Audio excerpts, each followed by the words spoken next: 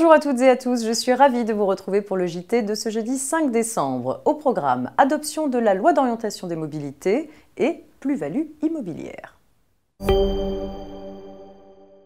L'Assemblée nationale a définitivement adopté le projet de loi d'orientation des mobilités le 19 novembre dernier. Côté RH et droit social, le volet phare de la loi porte sur la mobilité des salariés entre leur domicile et leur lieu de travail. La loi ajoute notamment le forfait mobilité durable à la catégorie des frais de transport personnel pris en charge par l'employeur. Ce forfait couvre les frais que les salariés engagent pour le trajet entre leur résidence habituelle et leur lieu de travail. Sont visés l'utilisation d'un cycle personnel, le covoiturage et même les transports publics, mais en dehors des frais d'abonnement déjà pris obligatoirement en charge. Ce forfait couvre aussi les autres services de mobilité partagée.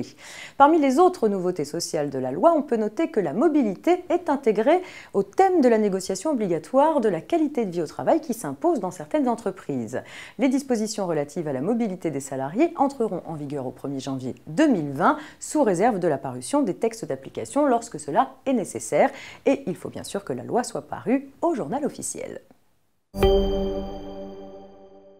Les plus-values immobilières réalisées par les particuliers dans le cadre de la gestion de leur patrimoine privé sont en principe imposables à l'impôt sur le revenu au taux forfaitaire de 19% plus les prélèvements sociaux.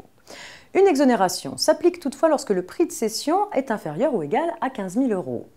Comment ce seuil de 15 000 € doit-il être apprécié dans le cas de deux époux qui cèdent dans un seul acte de vente 4 emplacements de parking situés dans le même immeuble à un acquéreur unique pour un prix global de 93 000 €?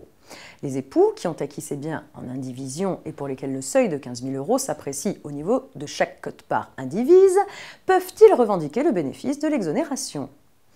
Non, selon l'administration fiscale qui considère que le seuil de 15 000 € s'apprécie en prenant en compte le prix de chaque transaction réalisée, indépendamment du nombre de biens ou de lots vendus à l'occasion de cette transaction. Par conséquent, le Conseil d'État invalide une décision d'une cour administrative d'appel ayant jugé qu'il fallait diviser par 4 le prix global sur lequel les cédants s'étaient entendus pour le comparer au seuil de 15 000 €. C'est la fin de cette édition, bonne journée à tous et rendez-vous demain.